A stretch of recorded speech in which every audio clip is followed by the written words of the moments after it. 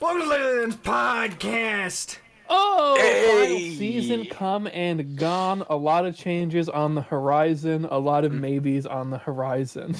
Uh-huh. All right, I say we just jump into the two major topics because Cloud9 winning the finals is not actually a major topic this week, as everyone was we could have talked about this 3 weeks ago and we'd have been right. We'd have had the same conclusions. That's true. So let's hop Probably. into the first topic. Double lift? Is BioLift back? According to Jacob Wolf, and Jacob Wolf is quite the accurate motherfucker. On Yes. ESPN, we'll say. Jacob Wolf at ESPN. Yep. So, my number one problem with people talking about this move is how they're trying to act like Doublelift dating Lena had a goddamn thing to do with this move. Does anybody in their right mind think that Doublelift dating Lena had anything to do with this going through? Cause, God, no. What fucking team was he gonna join? Golden Guardians, bro. I don't know. God damn it. I do hate how Loco brings personal stuff up sometimes. Just every Everyone once in a brings while. personal stuff up, and I don't really think Loco is bringing that up too much. He did a review of possible teams that Doublelift could go. And he brought up the and Doublelift thing. I mean, in general, yes, it's something you should take into consideration, and it speaks to the dynamic of that situation. But if he wasn't dating Lena, this move would have still happened. Like, Probably. Definitely. the only other team he can go to is freaking Cloud9, and Cloud9 doesn't want him. No. Yeah, they're probably Well- not doing that. That would be more so the only team that Doublelift would want to go to, probably. Yeah. Other team Doublelift would want to go to. What else? This- So, what does this mean for, like, Kabe? Because Kabe is kind of getting shafted here. Yeah, Absolutely. I was reading the article and it pointed out that a lot of NA teams are already filled up on import slots, and due to the global pandemic shortening the time between seasons in a lot of regions, there's not a lot of time for Kabe to negotiate a deal with someone. So unless he's getting moved to like the academy or something, which is insane because he's like he's a world's level ADC. It's really unclear what's going to happen with him, and that's unfortunate, you know.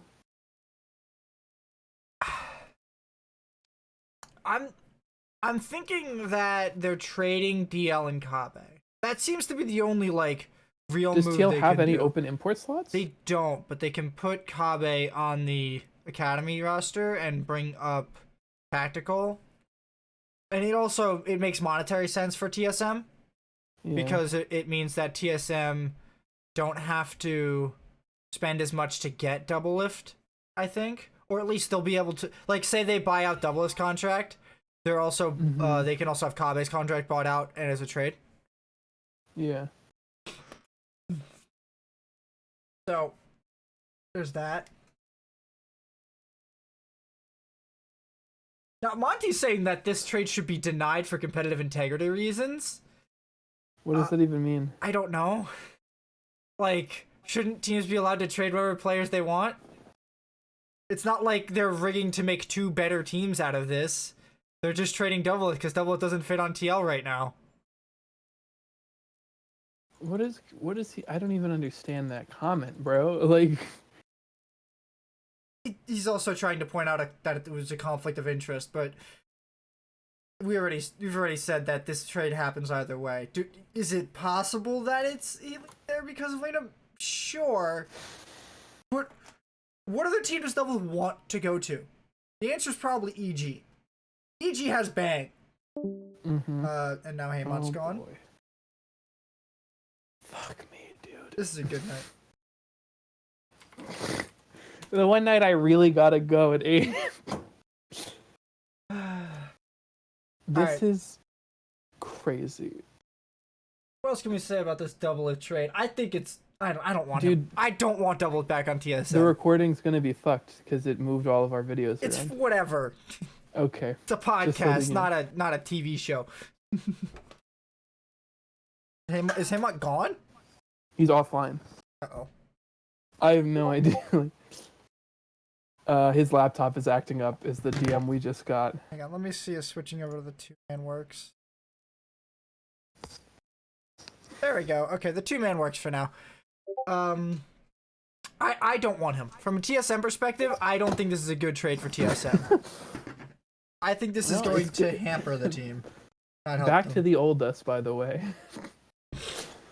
I think it's surprising. I think we had talked about this a couple weeks ago, and we were talking about how, like, there's this idea that maybe Bjergsen didn't really want to play with double lift after last time, that there was some issues there, and maybe those have been resolved or alleviated in some sense. But I mean, like, if I'm a TSM player, I might be a little bit worried because if double lift leaves TSM initially because of compatibility issues or attitude issues, and now he's getting traded off TL because of basically the same issues with a different org, that doesn't inspire a lot of confidence in me.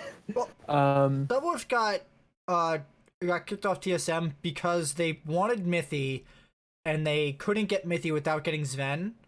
So they got both Mithy and Sven, and that forced them to drop their jungler because now their bot lane is taking up both of their import slots. That trade basically was it like they kicked out both of those players not because they wanted to kick out both of those players, but because they wanted Mithy. And in a general trade idea, that makes no goddamn sense, and I have no idea why they did it, but they did it. Because why? But that's a different problem. But I don't want him. I don't want Double Lift. He's been on this team before. They won with Wild Turtle anyways. Like, if he's just gonna check out every spring split, I don't care. And that might happen, right? You know, as long as things are the way they are, tournament wise and points wise and worlds wise, it might just be, you know, you double his team starts off with a losing season or a losing split or a little bit of a rough start. It's like, oh, whatever, it doesn't matter. That's an open possibility, right? So RNG actually does this. They have a team, or I'm sorry, they have like a AD carry that they put in for the first half or 2/3 of the year before they put Uzi in, because Uzi has a lot of health problems related to playing video games and sitting in a chair all day. Which is So, understandable, but yeah. that's like a health reason. That's not a motivation reason.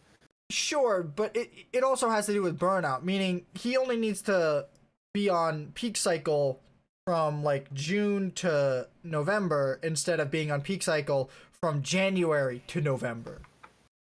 So do you think that they do something similar with TSM where they put in Kabe for the first split and then double lift for the second split, or? I doubt that, especially given the current like climate of the league and everything, because we're going into summer split. There's no time to do the swap out.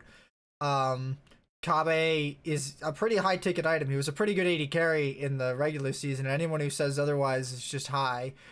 So I'm just, I felt like Kabe did better than double at this split, and there was no real motivation for TSM to take this trade other than to get double lift back for the memes. Did it freaking move his camera? Okay, no. Oh, you're on your phone. Basically, Oh god. yeah. Okay, don't bother. Like, we can. Let's just do this tomorrow. No, we're gonna finish this today. We're gonna finish this today. You want to stay All like right. you want to stay like this, I mean- or do you want us to go back to the 2-man? Hey, man.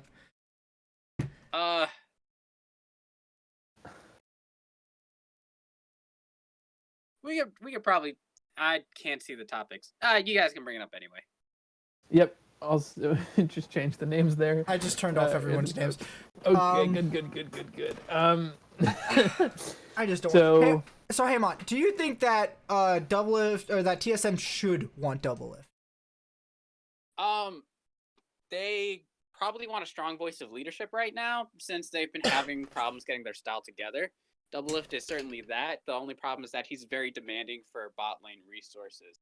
So I don't know how well that would actually tide over with the rest of TSM. But he's worked with Bjergsen before. He's worked with Biofrost before. There are components of the team that they could probably get together and get on the same page. Broken Blade will probably come along. It's a matter of figuring out how to slot Dardoch into this and whether he's actually going to cooperate with Double Lift or whether he's going to cooperate with the rest of the team. Yeah, I Interesting. Yeah. a little bit. At least on the more strategic implementation. I think from a pure player sentiment and like personal sentiment with Double, I just don't want him on my team anymore. Like it doesn't make any fucking sense. You kicked him off. He had a shitty split, and this is gonna keep happening because this happened before. Like this isn't news. It's not, but I mean, that's a good point.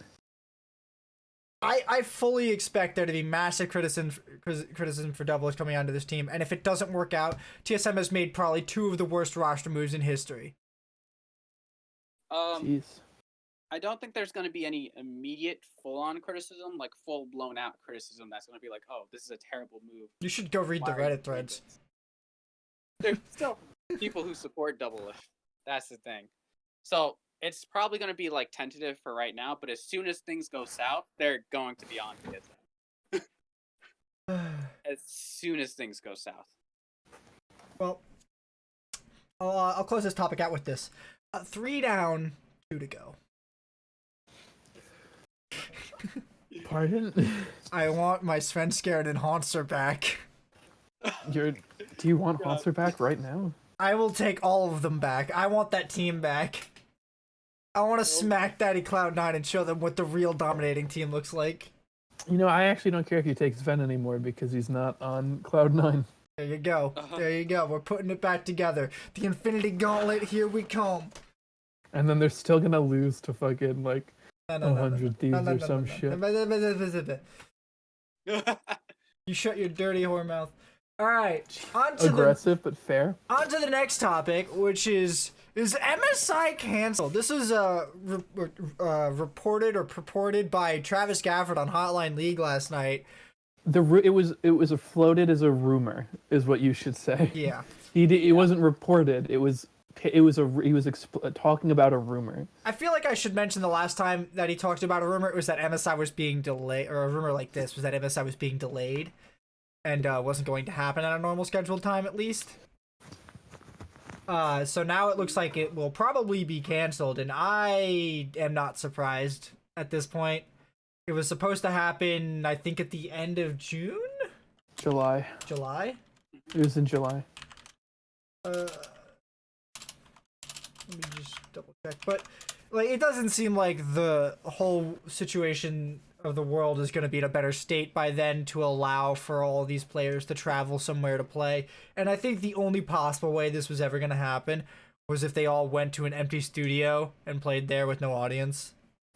Yeah, I agree. Yeah. I mean, where was MSI supposed to happen? We were never told where it was intended to happen. Okay. It was rumored to have been moved to NA after the pandemic started hitting. Yeah, it's complicated, right? Because, you know, a lot of, as of the recording of this, a lot of European countries have begun to ease restrictions, which is not to say get rid of them. I don't quite know about Asian countries, and I know certain states have begun to ease restrictions and lockdown orders. So, you know, it looks like on the one hand, things might be slightly more open, or at least partially open, but it isn't clear that they would be open enough at that point to have that international travel that's required. Especially because some nations have more strict or stringent lockdowns about travel or about, you know, where you're going and all this stuff. And so it just seems like it makes sense that for the time, you know, obviously there's no way to really do it online. So it seems like for the time being, probably going to be canceled. Not super surprising. Unless something really radical changes, right? Which I don't expect it to. No. But here's a question. Do you think next split or Worlds will be in online only? Yes, I think the entirety of Summer Split's regular season will be online, at least for NA, as far as I can tell. And the only thing I think that might happen is if conditions improve enough, we might be able to have in-person playoffs, but I wouldn't get my hopes up. I get the feeling that large gatherings are probably going to be banned for the rest of the year, from what I've been seeing. Well, it depends upon the state, right? Because some states are taking very different attitudes, but California the seems to be one of the ones, but the company in general might just not want to take that liability. it's completely fair. I mean, I could see them potentially doing like well, maybe not. I could see them doing like a playoffs in studio with no With audience. no audience, yeah, I think we might be able to get in line for that. Yeah. With the current trajectories, but I'm not an epidemiologist. I can't be certain. Epidemiologist, and I don't think I'm not. It's a frightening time. There's a lot of uncertainty, a lot of predictions based off of the information we have that's ever changing and ever moving. And I mean, I think that Riot's probably just going to do the best that they can to respond to that information as it comes and not put their players at risk. Which is the right thing to do, obviously. Definitely don't want to put the players at risk. But I'm just sad there's going to be a lot less international competition. And I'm sad that this Cloud9 roster doesn't get to go to MSI. I'm also sad about that. I would have liked to see how they stacked up internationally, but the world times being what they are, we can't always hey, Mom, everything. What's your take on the MSI potentially being canceled? I'm gonna be sad. We can only theorycraft how C9 would have done, and not actually see how they would have stacked up against some of the best teams in the world. But safety comes first above all else. And maybe we get in-person playoffs by the end of summer. I don't think, unless something drastically changes, I don't think we're gonna have Worlds either. You think it's going to be Worlds? I think Worlds will be in studio only. I think that's how that one will pan out. I think it's the complicated thing with Worlds is just it's I know that some people I don't know how to pronounce his name. That what the fuck? Hold on, let me look up who this man is. It's basically the defining tournament at the end of the year, and it's such a huge event for Riot. It's their 10th year of esports. Their entire 10th year celebration has been demolished. And now we get to celebrate it in NA the year after, so I'm happy. That guy who's that Dr. Fauci guy, who's the head of the director of National Institute of Allergy and Infectious Disease, he said a few places that he anticipates in the coming fall, American classes and schools being able to resume, which would mean that at least in America, he seems to think that you would have some return to some like medium-sized gatherings. I think Worlds probably would not have an audience, or at least not a huge one. It would be in studio, I would think. Yeah, and the only question for me is not like is about other countries, right? So come fall time, what are the restrictions in China, Korea, and the various European countries going to look like? Because it's not just the emerging regions. All the emerging regions, right? Because as this thing affects different countries at different speeds or at different times, it becomes harder and harder to predict, right? Like we might be able to say that like next, America might be fine come World's time, right? But or at least fine enough to hold it in studio. But what about the rest of the world? And it becomes, it's hard to tell. Thing that I'm worried about is that keep going. How restricted international travel will be, because just you can't host an international online tournament. There will exactly. be too much problems between internet ping between regions and stuff like that. But it would be how international travel is coming during that time. And also, when you're talking about like countries within Asia, there has been news that there has been a relapse of the virus spreading again. Even though the countries are still open, they're monitoring it, they're keeping strict social distancing, but people can still go outside. It's just a little bit worrisome hearing about news like that coming from the East. So, like I said, I'm not necessarily sure that they would permit international travel for things such as sports or anything like that. even esports. Yeah, that I feel like that would be the major hurdle is travel. I think that the U.S. will probably be in a state where we could hold that kind of event, but it's being able to get the players here safely. That is the Yeah, major that's barrier. that's the big old problem. It would be disappointing if the Worlds had to get canceled, but that's a problem for a little bit down the line. And Like I said, we don't have all of the information. This is still ever changing. We Yep. could just wind up where we might hit a point where, oh, all right, every country can start beginning like team international travel or something along those lines where you'd have to do permissions, visas, and stuff. I doubt that they would But get it would- permissions for sports entertainment. Maybe. I'm not quite sure, but we'll have to find out then. All right. Ah, Now, let's move on from the dry topics to Haymon's favorite part of the show because it's the part where his team did well. yay! FlyQuest. On a side note, FlyQuest also put up a post. They have planted 8,440 trees from their winnings this split. nice. They were, if they did win the championship, they would have planted an additional 10,000. So I'm really proud of the boys for putting that out. First and foremost. I'm mad at Cloud9 for depriving the world of 10,000 more trees. We didn't need them. I'm kidding. Oh, we have fun. But FlyQuest really put out a good series. You saw how well they did into EG, going 3-1. You also saw games 3 and 4 where EG actually started to put up a real fight. And then in their C9 series, they did their best. It wasn't enough. it wasn't.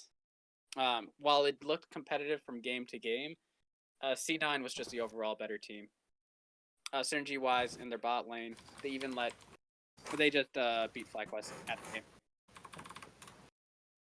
I am shocked that EG did not beat FlyQuest. I thought that they should have had it in the bag, but I think solo was like the tipping point that FlyQuest needed to be able to handle them, because it didn't look like Viper could handle who the hell Kumo like well enough. Like, it was just an even matchup, but against solo, Kumo could do nothing. Kumo was useless. Yeah. They were talking about it on the announcer desk when at the end of game 3, where they put 2 bans towards Kumo, and even though Kumo wasn't the one who was performing on EG, he was still having a similar performance from throughout the series. What I'm very interested and also a little weird. It's interesting that EG never tried to do a 1-3-1 comp instead of doing their straight 5v5 comp, which is what I found interesting, because they previously beat FlyQuest with 1-3-1 with Jizuke on Malzahar and Rise. That's how they put FlyQuest into the loser bracket. But I just find it very interesting that they chose not to go with that strategy again, or at least attempt that strategy in perhaps the second or third game. The problem is Malzahar doesn't beat any of the champions that like us are picking in the mid lane. And they played Corki a bunch, and Oriana and Victor. Like, those are all pretty good dueling champions who have a lot of like light poke and like damage, not damage over time, but like sustained damage that basically render Malzahar's shield useless, and his wave clear is a moot point for those champions. So you got to be able to keep up in wave clear and be useful in other ways. Otherwise, you're not going to be able to beat out Power of Evil. And Power of Evil's champion pool is too crazy. Indeed. I feel like they didn't play around their bot lane well enough, and that's kind of what bit them. That's fair. They did not let. I don't think they let Zazel get Tom Kench during any of the games. Zazel got Tom Kench game 3.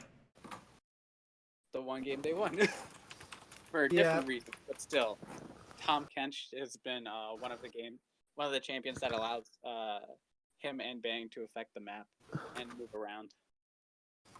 I don't think The it way was that banned. Zazel and Vulcan can. No, it was. It looks like it was only banned once in this whole series, and that was the last game. Meaning that they could have played it for the first 2 games and elected to play Kalista, Tark. Eric. Okay.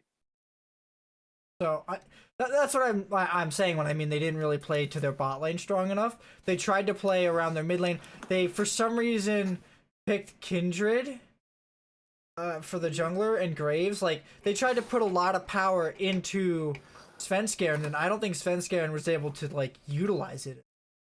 Santorin was just destroying him without even trying. The only time that he lost was when Svenskeren had Gragas and Santorin was running Nocturne. Nocturne isn't really good into Gragas because if Nocturne ults in, Gragas just combos him. Also, in game 1, Ignar, FlyQuest noted that there were 4 squishy champions, and they just gave Ignar Blitz, which prevents if any one of them gets hooked, they just get destroyed. Yeah. Blitzcrank is real good into squishies because 3 targets. They just start chucking hooks. Yoink. It's like, wait, That's I can hook mine. everyone? Okay, That's just not the mine top one. now. Actually, well, the other thing is you shouldn't really pull Tarek because he might just stun you.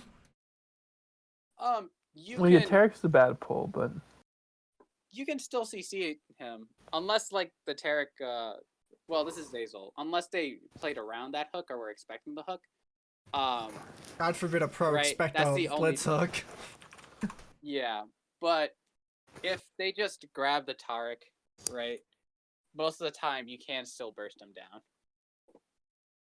At least fast enough that he can't get his ultimate off. I'm still just very disappointed. I kind of wanted Svenskeren to get in there and beat up Cloud9 and have his chance at revenge for getting kicked off the team as the MVP of the last split. Oh. Oh, speaking of MVP, Blabber won MVP. What do you guys think of that? Oh, he's been insane, and apparently my theory has been wrong. He's just good. I mean, he's playing we all with knew. 4 winning lanes. Like, every player on his team is probably #1 in their position. It's hard to do bad on jungle. This happens a lot. This happened to Rainover when he was on IMT. They're like, Rainover's amazing. Rainover goes to any other team and he's dog shit. Yeah. So, That is true. It's easy to your job as a jungler when your whole team is winning is unbelievably easy because you get the rotations to your jungle when you're invaded. You get the help when you invade. You get the rotations for Drakes where you have the opportunity to solo Drakes and Rift Heralds because you're looking at extreme lane pressure from all around, right? Like when your team is winning, you can your job as a jungler becomes just excruciatingly free. Like it's great. I do understand that, but like I've been saying, he's been making some like plays with the Gragas that I wouldn't normally have expected him to, even in the 2v1 against the PoE within the series, where him and Vulcan were just on point together and were able to you could say scum PoE out of a kill, but it just looked like they were C9 just had another type of synergy that FlyQuest couldn't match. But I'm getting sidetracked. Blabber has made a lot of plays that have looked like something that I wouldn't expect from Blabber in the past. I'd expect Blabber to make aggressive plays. I just wouldn't expect him to look this good while doing it. I'm not saying Blabber's a bad player. I'm just saying that he might not be the best player in the league. He might not be the best jungler in the league simply because he's playing on a team with the best players. Like, that happens a lot where bad players can look really good on a team full of high caliber players. Like, I wouldn't still go on to say that he's a bad player. He might not be the best jungler in the league if he was placed in another team.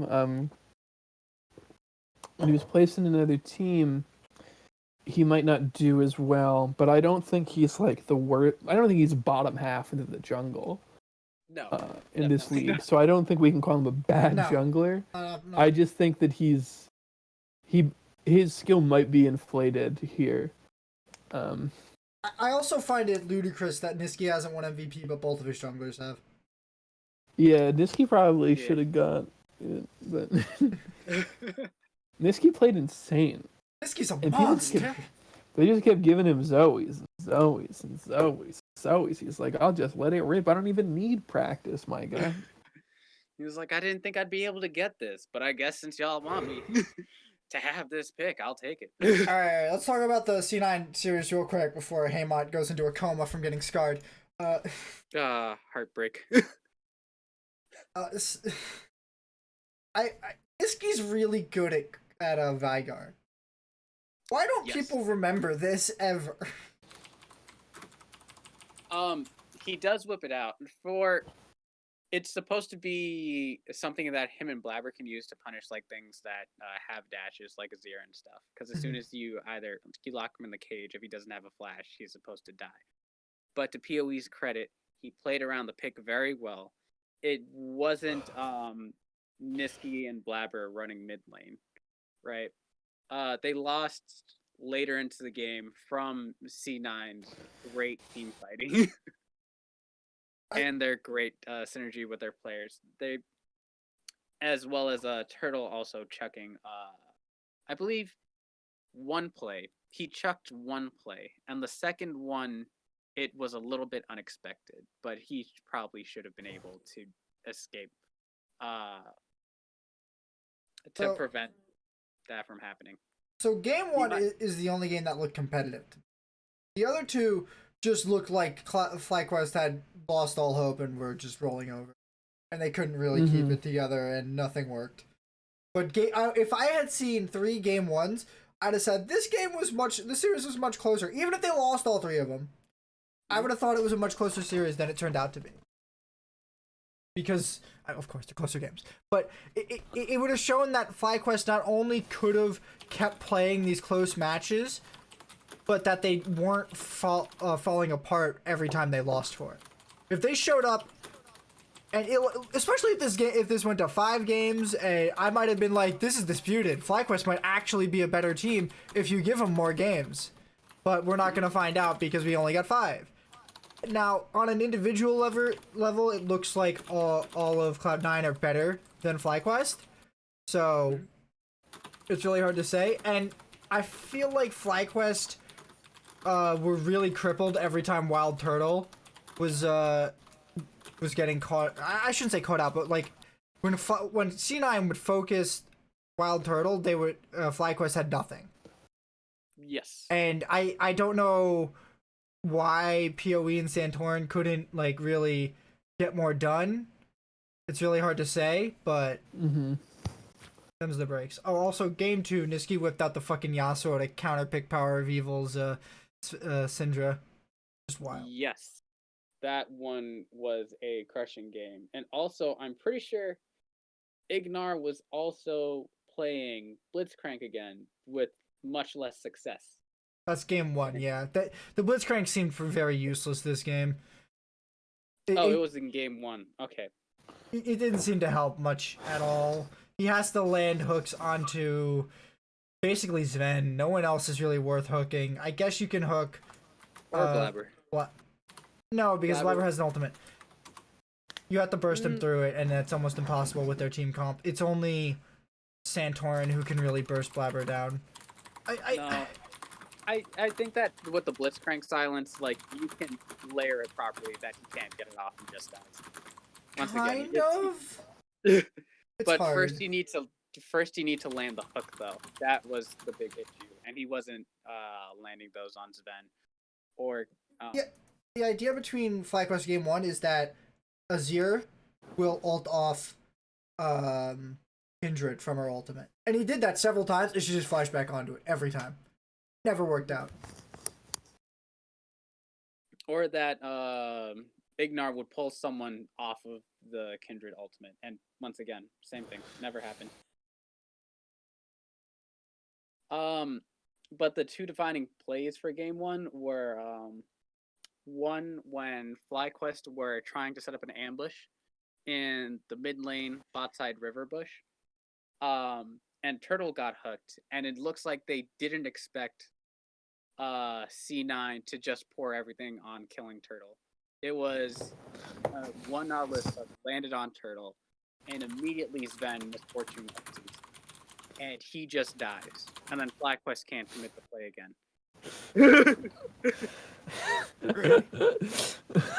Right, that's where the first Turtle kind of botched play was. The second one was FlyQuest had actually just won a team fight.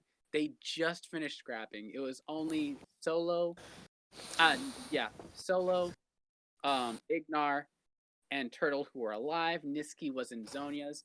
And then after Niski comes out of stasis, he hits a Q and a W lands right on top of Turtle and stops them from being able to get a Baron or a Dragon. Yep. Right afterwards. That was like the most unfortunate timeline. They had just won a team fight, and it's like, but we can't get anything, so we didn't win a team fight. Fuck. Yeah. And then I'm pretty sure C9 got the Drake, and I believe they got Ocean Soul that game. It was a bit, if FlyQuest could have maybe got an Ocean Soul or the Baron if Turtle hadn't died there, but it's just heartbreaking to see. For which one of us? Oof. For me. For which one of us again? Because I feel great, dog. Like, all right. Fair. no, I'm sorry. Fair. Keep going. Keep it up. I apologize. Your feelings are. My sadness. All right. And game 2, game 3, they weren't as close at all. All right, hang on. Let's get off this because we got a few more things we got to touch on before we close out the show, and Matt's got to go at 8. Okay. Let's say goodbye to EG first, actually, because they were the first ones eliminated. Goodbye, evil geniuses. They did better than they looked like they would do at the beginning of the split. Exactly. It was almost exactly what I said they would do. I said they were probably gonna come up and be like top 3 or something. I think I put Cloud9 4th. But again, that's regular seasons, not playoffs. But I am rather impressed at how EG was able to sort of improve themselves over the split. Like they started off looking absolutely lost. All of their player interviews looked absolutely dismal. It looked like a failed team. But then they come out and they finish top 3, and I can just say I'm impressed. I don't think there's any roster changes that this team needs to do. I think they should go into summer looking to just simply improve themselves and improve as teammates and try to make a push for Worlds if Worlds ends up happening. Unfortunately, large if. Yep. What do you guys think? I probably a little bit harsher. I think that they might want a better top laner than Kumo. Who are they gonna get? You can pick up Hanser from GG. He's been Who's currently not a better top laner than Kumo. And isn't Actually, already that's a on a fair starting point. roster. The only one who is available, I think, is Lorlo. Lorlo? Yeah, that's the only. And I don't LCS think caliber that's. I don't think he's top better than laner. Kumo either. I that's don't know if he is or isn't. Just Well, I think it's close, if anything. I Yeah. mean, it might be that Kumo pulls ahead, but I mean, I think that that's a tight call, my boy. I think Kumo pulls ahead because he's been with EG longer and they can work on his synergy more instead of plugging in Lorlo and then having to figure out that how he works with the team all over again. That's it. But like Kumo has his moments, but he can also be very exploitable in like. That's been one of the problems that I've noted with EG, and it's the disconnect between their bot lane and the rest of the team is something that they also need to figure out. but those are because it has been a split-long problem and something that has cost them games too. Yeah. It's not that they're bad. No, it's not that their bot lane's bad. It's not necessarily that their top side of the map's bad either. It's just that disconnect has been a major problem. Matt, what's your take on what EG should be doing looking forward? I think they should be praying to God that Cloud9 and FlyQuest lose some skill. I think everyone's gonna be praying for that one. I think they pray to whatever gods may be for the fall off. I don't really know.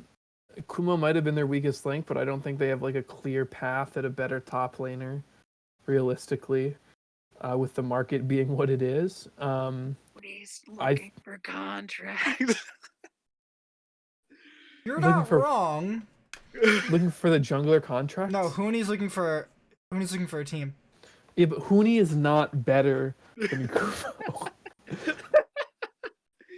I mean, Hooney might have higher highs. Definitely also has lower lows. Yeah, I think I would value the consistency of Kumo over the extraordinary volatility. Volatility. God damn it! Imagine EG Hooney, I'd fucking cry.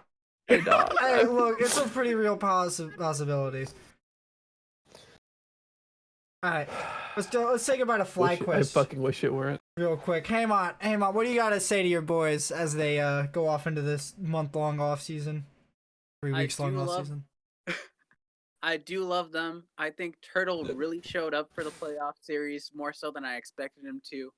I especially loved him flashing forward in his series against TSM and the occasion 3 times, right? It was a great pop-off for him. But I do think that they need to get better synergy in the bot lane. And they also need to figure out some more picks for Ignar, because some of them weren't showing up. In the game 3 against C9, FlyQuest got their duo. They got Xayah Rakan. And it looked like Sven was the better AD carry throughout the entire game. Probably because he is. Yes. And there was definitively no way that their bot lane compared to C9 in that game 3, even if they were close in actually not even close in game 1, because Turtle got caught out twice and lost them the game. So Jesus Christ. Hey, are you counting that team fight as getting caught out? I'm counting it as a miscalculation from the entirety of FlyQuest. What? That's a stupid way to look at team fights. That's a more Turtle got caught out after 3 of his frontliners are dead. No. I'm talking about the first one in game 1, where they were like, "Oh, hey, look, there's an ADC right over here," and then Vulcan went, "Well, fuck," and the entirety of C9 just destroyed Turtle. Yeah, basically, that's what happened. And yeah, so they do need to figure out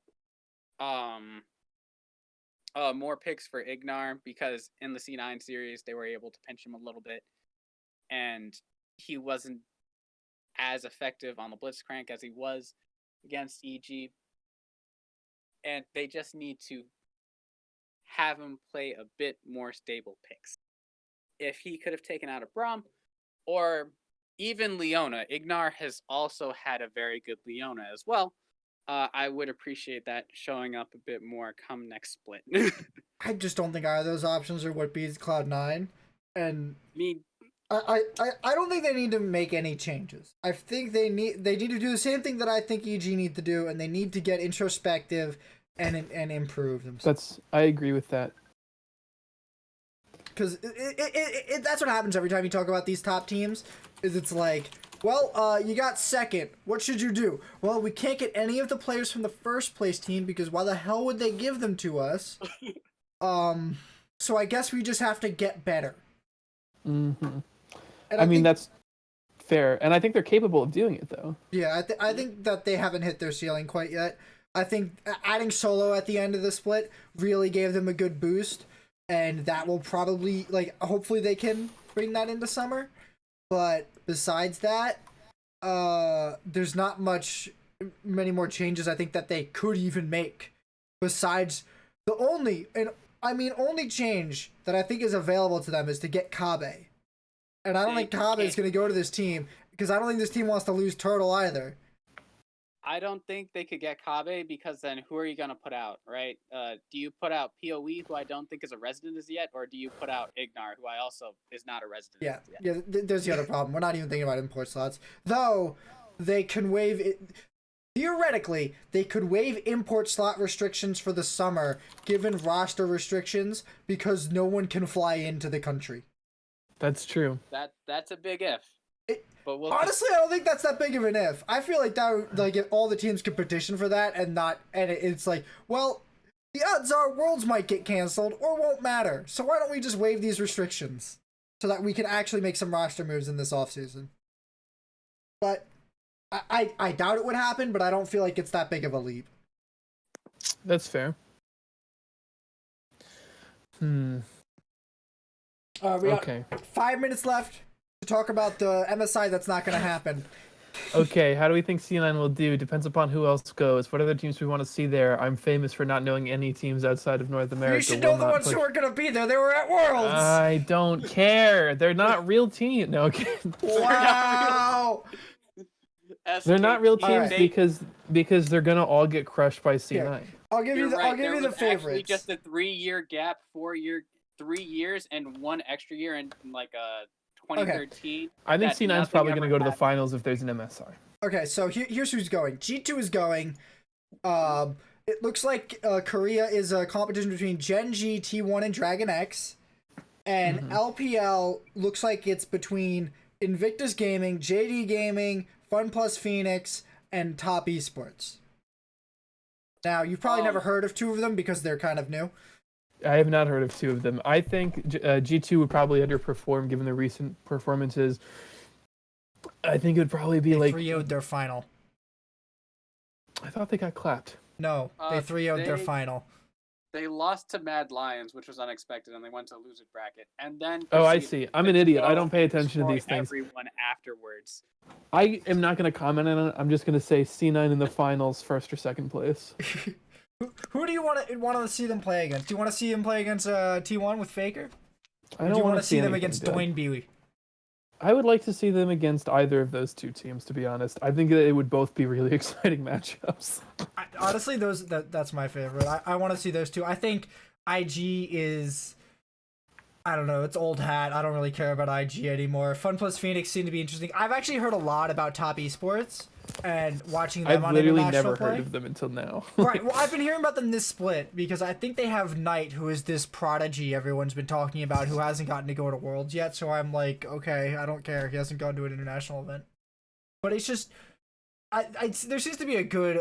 between Fun Plus Phoenix and Top, those are the 2 I want to see out of China.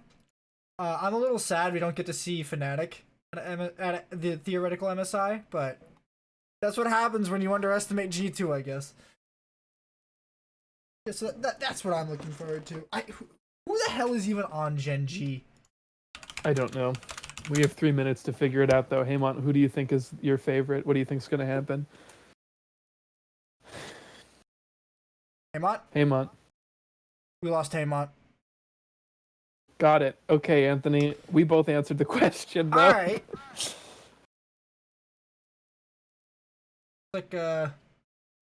We are out. Looks like we're out of topics. Do you want to take us home? Yes, I will. I'll do it for the spring split of 2020 on the Legendary League of Legends podcast.